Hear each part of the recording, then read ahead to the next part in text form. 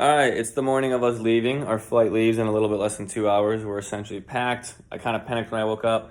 I found out why my alarm didn't go off for Run Club. A lot of my alarms are set for weekdays only when I was working, so that's why they didn't go off. I set 5 for this morning. Only one went off because the rest were weekdays. We didn't go out last night. We just were in and out of sleep, had a headache, yada yada. We tried our tiramisu. The fridge doesn't work. This hotel gets a 2 out of 5. There's bugs on occasion, and the refrigerator doesn't work, and that's about it. But we're gonna pack up because we gotta check out, and then we gotta put our rental car away. And I probably should get gas before I turn it in because that makes it cheaper. But we don't know how much time we have. Part of me just wants peace of mind to get to the fucking airport. So this is goodbye to the room. You can see we're packing our shit up. Yada yada. I still have a pair of shoes in the car that I can't forget to move into my luggage. And usually I wear a hoodie and sweats to the airport always. I think I'm just gonna rock the tee, but I'm gonna bring the hoodie in my backpack. That's it. Okay, hotel 3 out of 5. They had a Jimmy Dean breakfast sandwich today, which was good. Inhaled that and a yogurt, but we gotta go. Boop. All right, we made it to the Charlotte airport, which I forgot how much I love this airport.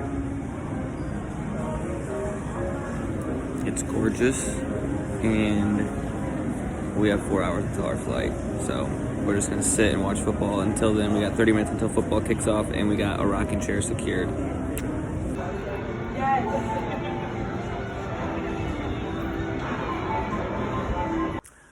Okay, I meant to have a I'm home now video, but which is now this. It's Monday, like almost 9 a.m. Came home. You can see I'm still in my airport clothes. I feel gross. I need to go shower, brush my teeth, unpack.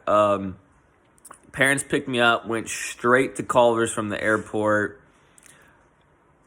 I wasn't even hungry, but then I ended up having a burger, concrete mixer, and I had a calzone later. And then I went straight from Culver's home.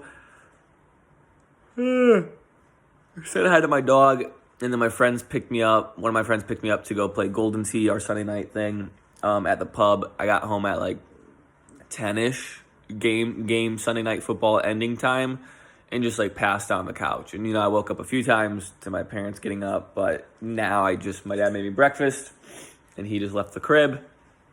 So I'm pretty calm, cool, collected now. I definitely need a shit. I haven't shit, and the first shit at home always hits. I need to unpack. I need a shower. But it's kind of hitting me like I really have to figure out what I want to do. I think like today I need to follow up with everyone if possible. And then I probably need a sign tomorrow. I have a voicemail back from. So essentially my 3 options are the roommate, and then the solo studio, and the solo 1-bedroom. They're literally like all around the same price. Like they're all like, the solo studio is like $1,500 plus, or like $1,450 plus 1 or 2 utilities. Same with the 1-bedroom. The roommate's like $1,400, and I think just Wi-Fi. So they're all like $1,450, $1,600 ish. So it's really not a huge difference. And then the main difference is obviously having a roommate versus it's one, I get a roommate, which to me is honestly a pro based off like her room being like across the house from mine. That's a pro because I probably, I'll be social and I'll have friends, and it's also a con because I don't get my own space. The location though is not directly downtown St. Pete's. And the other places, the pro is, hey, I get to live by myself, but it might be harder to make friends, but I'm right downtown, like very close to the downtown St. Pete's. So it's just figuring out what's best for me. The other pros and cons are like moving times. Like honestly, the thing that sucks is the place that probably is, as I'm thinking right now, best. It's the 1-bedroom solo. It's probably the most bang for your buck. I'm right downtown, own space. The thing that sucks about it is they want me to move in within a week. Like today's the 25th, and they want me in, like next week, Monday is the 2nd is when I would move in. Technically December 1st, but they do it on like the Mondays, what they put on the lease. I don't know if they would let me do the Sunday, which part of me likes. It's just like, hey, fuck it, we ball. We don't have time to think about it, but it's also like, I don't know how, I need to talk more with my parents, because I was like, my biggest concern about living alone was furnishing the place. I was like, I'm not a handyman. I don't have any friends. So it's like, I would have to either rent a U-Haul to move all my shit up with my parents and drive 20 hours for the U-Haul, which is definitely doable, but genuinely, like, thinking about parking down there and stuff, I was like, dude, I don't know if I'd be able to. Like, the parking wasn't a lot of room, plus driving a U-Haul 20 hours sounds miserable for me or my dad or whoever. But my parents were like, well, we'd probably just take a couple of days off, maybe get a hotel nearby, and we would just spend like a day or two, like, let's go buy a couch, let's go buy a bed and put it all together until you're at least remotely set up, which is reassuring. I'm super grateful and like blessed and to even have that option. But I just don't like it being so soon. I guess that's a pro in some ways. But the other studio solo place is mid-December and the roommate's mid-January. Which is what fucking sucks. Like, all of it sucks. I feel like the best option would be mid-December. But no offense, that studio is probably the least best option because it's the least amount of space. Like, if I'm living alone, the other place is better. And if I'm not living alone, then I might as well have a roommate. So there's a lot to think about and follow up. I have a voicemail from the dude with the place that would want me in right away. He pretty much said my application is good, set. It's like just sending me the lease now. So I need to call him back, ask him some shit. I need to call all of them back and ask them some shit.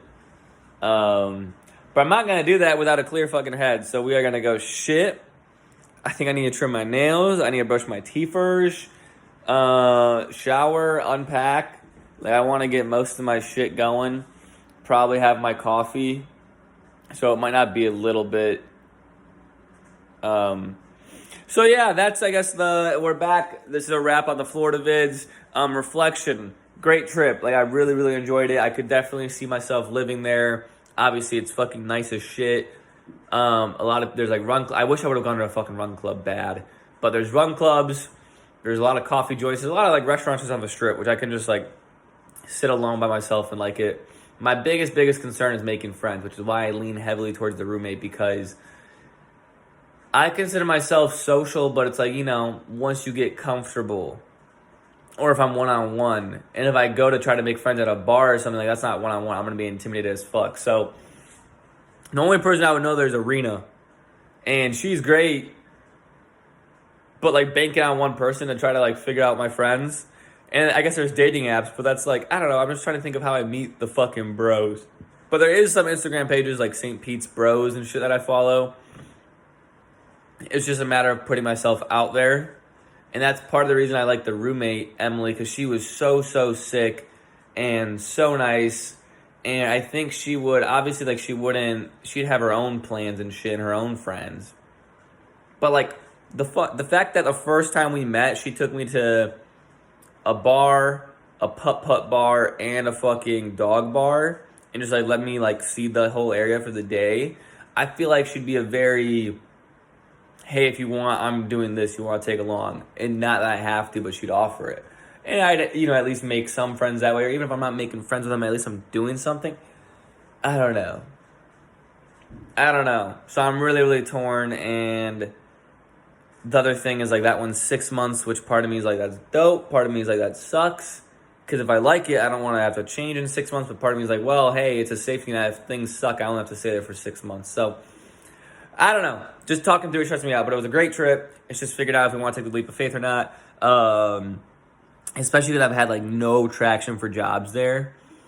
But I guess I've kind of been holding off on interviews because I'm like, what's the fucking point? Like, I don't know if I'm moving or not yet. So, yeah, I'm stressed. I'm going to go shit and then probably unpack and then probably shower. I don't want to touch my stuff while I'm dirty. And I'll probably literally go down to the basement with my coffee.